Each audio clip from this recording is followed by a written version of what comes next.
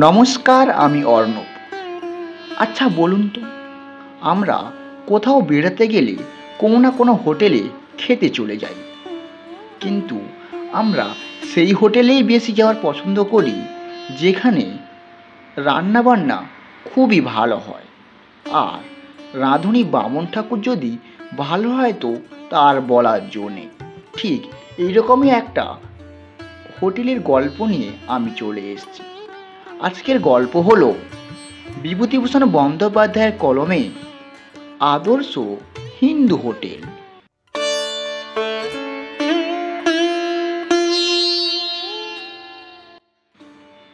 চলো দেরি না করে গল্পটা শুরু করা যাক।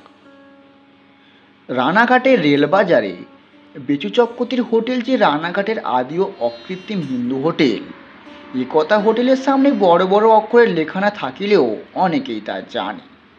কয়েক বছরের মধ্যে রানাঘাট রেলবাজারে অসম্ভব রকমের উন্নতি হওয়ার সঙ্গে সঙ্গে হোটেলটির অবস্থাও ফিরিয়া যায়। আজ 10 বছরের মধ্যে হোটেলের পাকা বাড়ি হইয়াছে। 4 জন রসুয়ে বামনে রান্নাবান্না করিতে হিমশিম খাইয়া যায়, এমনই খদ্দের ভিড়। বেচু চক্রবর্তী, বয়স 50-এর ওপর, না ফর্সা তো না কালো, দোহারা চেহারা, মাথায় কাঁচা পাকা চুল। হোটেলের সামনের ঘরে একটা তক্তপোষে কাঠের হাত বাক্সের ওপর কনুইর ভর দিয়া বসিয়া আছে। বেলা 10টা। বনগা লাইনের ট্রেন এইমাত্র আসিয়া দাঁড়িয়েছে। কিছু কিছু প্যাসেঞ্জার বাইরের গেট দিয়া রাস্তায় পড়িতে শুরু করিয়াছে। বেচু চক্রবর্তীর হোটেলের চাকর মতি রাস্তার ধারে দাঁড়িয়া হাঁকাইতেছে, এইদিকে আসুন, এইদিকে গরম ভাত তৈরি, মাছের ঝোল, ডাল, তরকারি, ভাত, হিন্দু হোটেল বাবু, হিন্দু হোটেল। দুজন লোক বক্তৃতা ভুলিয়া পাশের যদু বাণুজ্যের হোটেলের লোকের সাদর আমন্ত্রণ উপেক্ষা করিয়া বেচু চক্রবর্তীর হোটেলে ঢুকিল। এই যে বোচকা এখানে রাখুন, দাঁড়ান বাবু, আগে টিকিট নিতে হইবে। তা বাবু কোন ক্লাসে খাবেন, ফার্স্ট ক্লাস না সেকেন্ড ক্লাস? ফার্স্ট ক্লাসে 5 আনা আর সেকেন্ড ক্লাসে 3 আনা। এ হোটেলের নিয়ম। পয়সা দিয়া বেচু চক্রবর্তীর নিকট হইতে টিকিট কিনিয়া ভেতরে যাইতে হইবে। সেখানে একজন রসুয়ে বামন বসিয়া আছে, খদ্দেরের টিকিট লইয়া তাহাকে নির্দিষ্ট স্থানে বসিয়া দিবার জন্য। খাইবার জায়গা দরমার বেড়া দিয়া 2 ভাগ করা, একদিকে ফার্স্ট ক্লাস, অন্যদিকে সেকেন্ড ক্লাস। খদ্দের খাইয়া চলিয়া গেলে এইসব টিকিট বেচু চক্রবর্তীর কাছে জমা দেওয়া হইবে। সেইগুলি দেখিয়া তহবিল মিলানো উদ্ধৃত ভাত তরকারির পরিমাণ তদারক করা হইবে। রসুয়ে বামনেরা যাতে চুরি করিতে না পারে তাই এই ব্যবস্থা। আকর ভিতরে আসিয়া বলিল, মোটে 4 জন লোক খদ্দের, 2 জন ওদের ওখানে গেল। বেচু চক্রবর্তী বলল, যাক, তুই আর একটু এগিয়ে যা, শান্তিপুর আসবা সময় হইয়া এলো। এই গাড়িতে 2-5টা খদ্দের থাকে, আর ভেতরে বামুনকে বলে আয় শান্তিপুর আসবার আগে যেন আর ভাত না চড়ায়। এই 1 ডেকচি ভাত এখন চলু। এমন সময় হোটেলের ঝি পদ্ম ঘরে ঢুকিয়া বলিল, পয়সা দাও বাবু, দই নিয়ে আসি। বেচু বলিল, দই কি হবে? পদ্ম হাসিয়া বলিল, একজন ফার্স্ট ক্লাসে খাবে, আমায় বলে পাঠিয়েছে, দই চাই, পাকা কলা চাই। বিচু বলিল, কে বলতো? খদ্দের? খদ্দের তো বটে, পয়সা দিয়া খাবে, এমনি না। আর আমার ভাইপো আসবে দেশ থেকে শান্তিপুরের গাড়িতে। না না না, তাকে আর পয়সা দিতে হবে না, সে ছেলে মানুষ, 2-1 দিনের জন্য আসবে, তার কাছ থেকে পয়সা কিসে? দুইয়ের পয়সা নিয়ে যা, আয় নিয়ে যা। বিচু এ কথা কখনো কাউকে বলে না, কিন্তু পদ্মজির সম্বন্ধে অন্য কথা।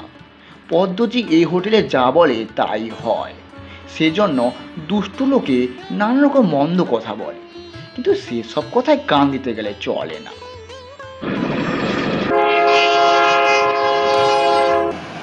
শান্তিপুরের গাড়ি আসিবার শব্দ পাওয়া গেল। হোটেলের চাকর খদ্দের আনিতে স্টেশনে যাইতেছিল। বেচু চক্রবর্তী বলিল, খদ্দের বেশি করে আনতে না পারলে আর তোমায় রাখা হবে না, এ মনে রেখো। আমার খরচা না পোষালে মিথ্যা চাকর রাখতে যাই কেন? গেল হপ্তা তুমি মোটে 23টা খদ্দের এনেছো, তাতে কি আর হোটেল চলে? পদ্ধতি বলিল, তোমায় পই পই করে বলে হার মেনে গেলুম, দিনা না বাড়িয়ে 14 পয়সা করো আর ফার্স্ট ক্লাস তুলে দাও। কটা খদ্দের হয় ফার্স্ট ক্লাসে? যদু বাড়ুজের হোটেলে রেট কমিয়েছো, তা শুনেছো? বেচু বলল, চুপ চুপ চুপ, একটু আস্তে কথা বল না, কারো কানে কথা গেলে এক্ষুনি। এমন সময় 6 জন খদ্দেরের সঙ্গে করিয়া মতি চাকর ফিরিয়া আসিল। বেচু বলিল, আসুন বাবু আসুন, এখানে পুটুলি রাখুন।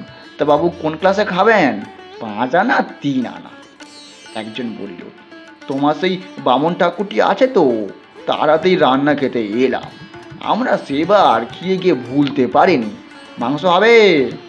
না বাবু, মাংস তো নেই, তবে যদি অর্ডার দেন তো ওবেলা। লোকটি বলিল, আমরা মোকদ্দমা করতে এসেছি কিনা, যদি জিতি পোড়া মা সিদ্ধেশ্বরীর ইচ্ছায় তবে হোটেলে আমাদের আজ থাকতেই হবে। কাল উকিলের বাড়িতে কাজ আছে, তাহলে আজ ওবেলা 3 সের মাংস চাই, কিন্তু সেই বামুন ঠাকুরকে দিয়ে রান্না করানো চাই, নইলে আমরা অন্য কোথায় চলিয়া যাব। ইহারা টিকিট কিনিয়া খাইবার ঘরে ঢুকিল। পদ্মজি বলিল, পোড়ামুখ মিনসে আবার শুনতে না পায়, কি জোর রান্না সুখ্যাত করে লোকে তা আমি বলতে পারিনি, কি এমন মরণ রান্নার বাবা। বেচু বলিল, টিকিটগুলো নিয়ে আয় তো ভেতর থেকে, এইবেলা হিসেবটা মিটিয়ে রাখি। আর এখন তো গাড়ি নেই, আবার সেই একটাই মুড়োগাছার লোকাল। পদ্ম বলল, কেন আসাম মেল? আসাম মেলে আর তেমন খদ্দের আসছে কই, আগে আগে আসাম মেলে 8টা 10টা দিন পাওয়া যেত, কি যে হয়েছে বাজারের অবস্থা। পদ্ধতি ভিতরে গিয়া রসুয়ে বামনের নিকট হইতে টিকিট আনিয়া বলিল, শোনো মজা, ফার্স্ট ক্লাসের ডাল যা ছিল সব সাবার, হাজার ঠাকুরের কাণ্ড, হাজার ঠাকুরের কাণ্ড। এদিকে খদ্দের বাবুরা গিয়ে তাকে একেবারে সঙ্গে তুলে দিচ্ছে, তুমি হেন রাঁধো, তুমি তেন রাঁধো বলে, যত সব অনাসৃষ্টি কাণ্ড, যা আমি দেখিতে পারি নাই বাবু। এখন ডাল কি করবেন তা বলেন। কেন, ডাল কত আছে দেখলি? লবণঙ্কা আর মেরে কেটে 3 জনের মতো হবে। কেন, তুই কজনের মতো ডাল দিয়েছিলি? ওই 10 জনের মতো মুগের ডাল, আলাদা ফার্স্ট ক্লাসের মুড়ি ঘন্টের জন্য দিয়াছি, সেকেন্ড ক্লাসে 30 জনের মুসুরির খেসারির ডাল ও মিশেল ডাল দিয়াছিল। হাজে ঠাকুর ডেকে দে তো। পদ্ধতি হাজে ঠাকুরের সঙ্গে করিয়া আনিল। লোকটার বয়স 45-46, এঘারা চেহারা, রং কালো, দেখিলে মনে হয় লোকটা নিপাট খুবই ভালো মানুষ। বেই চক্রবর্তী বলিল, হাজার ঠাকুর, ডাল কম হলো কি করে? হাজার ঠাকুর বলল, তা করে বলবো বাবু, রোজ যেমন ডাল খদ্দেরকে দিই তার বেশি তো দিইনি, কম হলে আমি আর কি করব বলুন। পদ্ধতি ঝঙ্কার দিয়া বলল, তোমার হাড়ে হাড়ে বদমাশি ঠাকুর, আমি স্পষ্ট দেখিছি, তুমি ওই খদ্দের বাবুদের মুখে রান্না সুখ্যাতে শুনে তাদের পাতে উড়কি উড়কি মুড়ি গন্ট ঢালছো, পয়সা করেও দিয়েছে বোধ হয় বকশিস। হাজারে বলিল, বকশিস এই হোটেলে কত পাই তা তুমি দেখেছো পদ্ম দিদি, একটা বিড়ি কেউ খেতে দেয়? আজ 5 বছর এখানে আছি, তুমি কেবল বকশিস পেতে দেখো আমাকে। পদ্ম বলল, মুখে মুখে তক্ক করো না বলে দিচ্ছি, পদ্মজি কাউকে ভয় করে কথা বলবার মেয়ে নয়, ফার্স্ট ক্লাসের বাবুরা পুজোর সময় তোমায় জামা কিনে দেয়নি? ইস, ভারী গেঁজি একটা কিনে দিয়েছিল বুঝি, পুরনো গেঁজি। বেচক্কুতি বলল, যাও যাও ঠাকুর, বাজে কথা বকো না, বেশি খদ্দে যদি আসে ডালের দাম তোমার মাইনে থেকে কাটা যাবে। কেন বাবু, আমার কি দোষ হলো এতে? পদ্ম দিদি 8 জনের ডাল মেপে দিয়েছে, তাতে খেয়েছে 11 জন। পদ্ম এবার হাজার ঠাকুরের সামনে আসিয়া হাত মুখ নাড়িয়া চোখ পাকিয়া বলল, 8 জনের ডাল মেপে দিয়েছি? নচ্ছার বদমাস গাঁজাখার কোথাকার, 10 জনের 10-এর অর্ধেক 5 পোয়া ডাল তোমায় দিনই বের করে। হাজার ঠাকুর তার প্রতিবাদ করতে বোধ হয় সাহস পাইল না, পদ্মজি এত অল্পে বোধ হয় তাকে ছাড়িত না। ইতিমধ্যে খদ্দের আসিয়া পড়াতে সে কথা বন্ধ করিয়া চলিয়া গেল। হাজার ঠাকুরও ভিতরে গেল। বেলা প্রায় 2:30। আসামিল অনেকক্ষণ আসিয়া চলিয়া গিয়াছে। হাজার ঠাকুর একা খাবার ঘরে খাইতে বসিল। বড় ডেচকিতে 2খানি মাত্র ভাত ও কড়াই একটুখানি ঘাঁটা তরকারি পড়িয়া আছে। ডাল মাছ যাহা ছিল পদ্মজিকে তাহার বড় থালায় বাড়িয়া দিতে হইয়াছে। সে রোজ বেলা 1:30টার সময় রান্নাঘরে উদ্ধৃত ডাল তরকারি মাছ নিজের বাসায় লইয়া যায়, রসুয়ে বামনদের জন্য কিছু থাকুক আর না থাকুক। অন্য রসুয়ে বামনটা উড়িয়া, তার নাম রতন ঠাকুর। সে হোটেলে বসিয়া খায় না, তার বাসা নিকটে, সেও ভাত তরকারি লইয়া যায়। হাজারের এখানে কেহ নাই, সে হোটেলে থাকে আর হোটেলেই খায়। রোজই তার ভাগ্যে এই রকম, বেলা 2:30টা পর্যন্ত খালি পেটে খাটিয়া 2টি কর করে ভাত, কোনোদিন সামান্য একটু ডাল আর কোনোদিন তাও না, ইহাই তাহার বরাদ্দ। ডেচকিতে বেশি ভাত থাকিলে পদ্ধতি বলিবে, অত ভাত খাবে কে, ও তো 3 জনের খোরাক, আমার তাহলে আর 2 বেশি করে ভাত বেড়ে দিও। হাজারি ঠাকুর খাইতে বসিয়া রোজ ভাবে, আর 2 ভাত থাকলে হতো, না হয় তেঁতুল দিয়েই খেতাম। পদ্মটা কি সোজা বদমাইশ মাগি, পেট ভরে যে কেউ খায় তা তার সর্দি হয় না। যদুবাবু যে হোটেলে বেলা 11টার সময় রাঁধুনি বামুন একটা ভাত খেয়ে নেয়, আমাদের এখানে তা আবার জোয়াজি, বাবা, যেমন কর্তা তা তেমনি গিন্নি। খাওয়ার পর মাত্র 2.5 ঘন্টার ছুটি, আবার ঠিক বেলা 5টায় উনুনে ডেচকি চাপাইতে হইবে। রতন ঠাকুর এ সময় বাসায় গিয়া ঘুমায়, কিন্তু হাজারি ঠাকুর চূর্ণী নদীর ঠাকুর বাড়িতে কিংবা রাধা বল্লভ তলায় নাট্য মন্দিরে একা বসিয়া কাটায়। না ঘুমাইয়া একা বসিয়া কাটাইবার মানে আছে।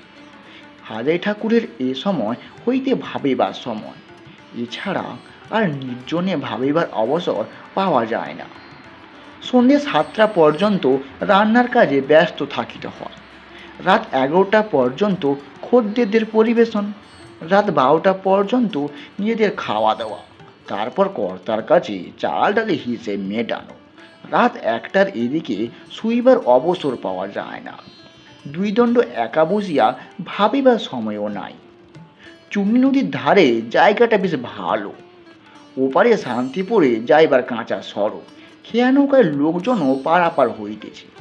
গ্রামের বাঁশবন, শিমুল গাছ, মাঠ কলায় খেয়ে, আর গৃহস্থের বাড়ি দেখা যায়। হাজারি ঠাকুর একটা বিড়ি ধরিয়া ভাবতে আরম্ভ করিল, আজ 5 বছর হইয়া গেল এই বেচু চক্রবর্তীর হোটেলে। প্রথম দিন রানাঘাটে আসিয়া হোটেলে ঢুকেছে, সে কথা আজও মনে হয়। গন্নাপুর হইতে রানাঘাটে আসিয়া সে প্রথম গেল বেচু চক্রবর্তীর হোটেলে কাজের সন্ধানে। কর্তার সামনে বসিয়া ছিলেন, বলিলেন, কি চাই? হাজারি বলল, আগে বাবু, রসুয়ে বামুনের কাজ করি, কাজের চেষ্টায় ঘুরছি। বাবুর হোটেলে কাজ আছে? তোমার নাম কি?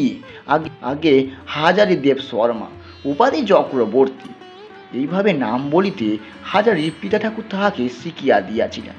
বাড়ি কোথায়?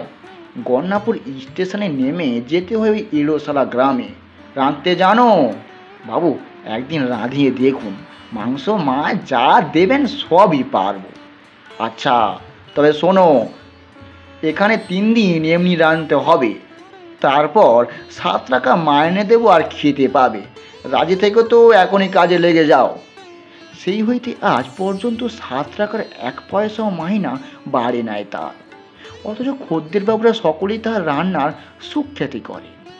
যদিও পদ্মজিয়ের মুখে একটা সুখ্যাতির কথা সে কখনো শোনে নাই, ভালো কথা তো দূরের কথা, পদ্মজি তাহাকে আঁশবটি পাতিয়া পারে তো কাটে।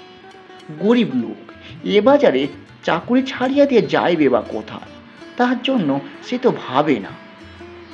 তাহার মনে একটা বড় আশা আছে, ভগবান যদি দেন তা পূর্ণ করে কোনো দিন, তবে তাহার সকল ক্ষেত দূর হইয়া যায়। হোটেলের কাজ সে ভালো করিয়া শিখিয়াছে, সে নিজে একটা হোটেল খুলিবে। হোটেলের বাইরে লেখা থাকবে, হাজারি চক্রবর্তীর হিন্দু হোটেল, রানাঘাট, ভদ্রলোকদের সস্তায় আহার ও বিশ্রামের স্থান, আসুন আসুন আর দেখুন, পরীক্ষা করুন। কর্তার মতো টাকিয়ায় ঠেস দিয়া বসিয়া টিকিট বিক্রয় করিবে। রাঁধুনি বামনও জি বাবু বলিয়া ডাকিবে। সে নিজে বাজারে গিয়া মাছ তরকারি কিনিয়া আনিবে। এই হোটেলের মতো ঝিয়ের ওপর সব ভার ফেলিয়া দেয় রাখিবে না, খদ্দেরদের ভালো জিনিস খাইয়া খুশি করিয়া পয়সা লইবে। সে এই কয়েক বছর বুঝিয়া দেখিল, লোকে ভালো জিনিস ভালো রান্না খাইতে পাইলে 2 পয়সা বেশি রেট দিতেও আপত্তি করে না। এই হোটেলের মতো জুটজুয়ারি সে করবে না। মুসুর ডালের সঙ্গে কম দামের খোসারি ডাল চালাইবে না। বাজারে কোনো পোকাধরা বেগুন, রেল চালানি, বরফ দেওয়া সস্তা মাছ বাছিয়ে বাছিয়ে হোটেলের জন্য কিনবে না। এখানে খদ্দেরদের সমস্ত বন্দোবস্ত নাই।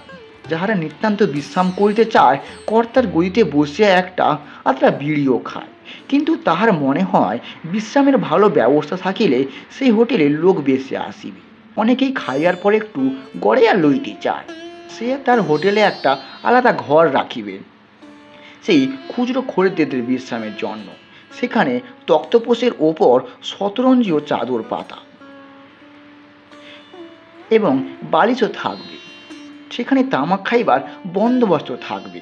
কেউ একটু ঘুমাইয়া লইতে চাইলে অনায়াসে তা পারিবে। খাও দাও, বিশ্রাম করো, তামাক খাও আর চলিয়া যাও। রানাঘাটের কোনো হোটেলে এমন ব্যবস্থা নাই, যদুবাড়ুজ্যের হোটেলেও না। ব্যবসা ভালো করিয়া চালাইতে হইলে এসব ব্যবস্থা করা দরকার। নইলে রেলগাড়ির সময় স্টেশনে গিয়া শুধু আসুন বাবু ভালো হিন্দু হোটেল, ভালো হিন্দু হোটেল বলিয়া চেঁচাইলে কি আর খদ্দের আসে? খদ্দেরা খোঁজে আরাম আর ভালো খাওয়া। যে দিতে পারিবে তার ওখানে লোক ঝুঁকিবে। অবশ্য ইহা সে বোঝে। আর যদি একটা হোটেলে বিশ্রামঘর করে, তবে দেখিতে দেখিতে কালই রানাঘাটের বাজারময় সব হিন্দু হোটেলেই দেখা দেখি বিশ্রামের ঘর খুলিয়া বসিবে, যদি তাহাতে একটু খদ্দের টানা যায়। রেণু